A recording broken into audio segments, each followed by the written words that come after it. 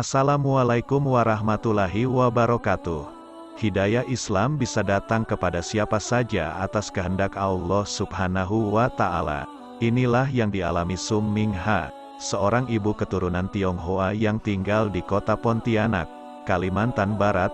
Ia pun mantap menjadi mualaf.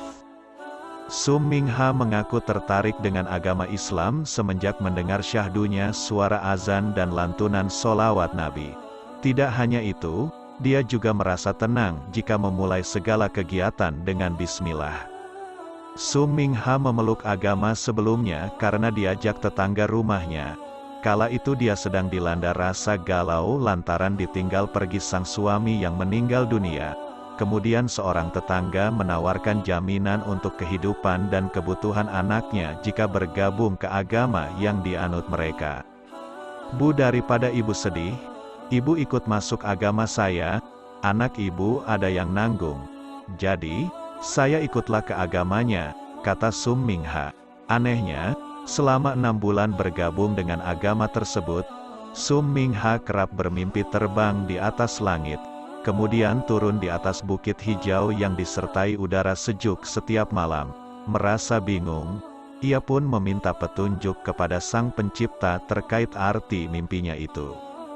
"Ya Allah, jika ini memang petunjukmu untuk masuk ke Islam, berikan saya hidayah," ujar Sum Ming Ha.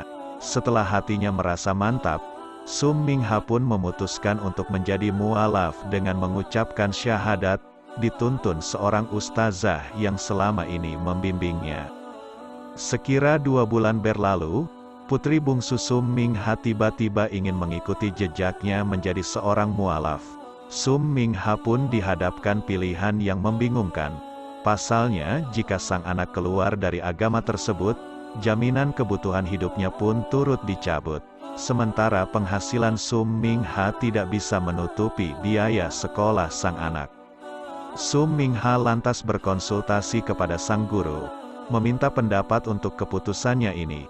Meski tidak diberikan jaminan seperti tawaran tetangga sebelumnya, Sum Ming Ha mengaku yakin dengan rencana Allah Subhanahu wa Ta'ala ke depannya. Akhirnya putri kecilnya pun resmi menjadi mualaf, dituntun seorang habibah di pondok pesantren. Tapi perjalanan spiritual Sum Ming Ha tidak berjalan mulus. Putra pertamanya yang biasa mengirim uang tiba-tiba membatasi uang bulanannya. Sum Ming Ha pun kembali dilanda rasa dilema dan kebingungan. Namun, hatinya kembali yakin setelah mendengar ucapan sang ustazah yang menyentuh hati. Beranjak dari keyakinan itu, Sum Ming Ha pun menggencarkan sholat tahajud selama 3 bulan.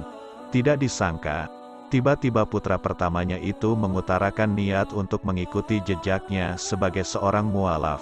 Belakangan diketahui jika putra pertamanya itu tidak mengirim uang karena dihasut tetangganya yang non-muslim. Putra pertamanya itu merasa sangat menyesal karena telah melakukannya. Kini Sum Ming Ha dan kedua anaknya masih terus-menerus memperdalam ajaran agama Islam. Ia pun mengubah namanya menjadi nama yang Islami yakni Halimah. Bahkan, kini Sum Ming Ha dan putri bungsunya sudah mantap mengenakan hijab. Dia juga menjadi binaan dari lembaga saudara seiman di Masjid Kapal Munzalan.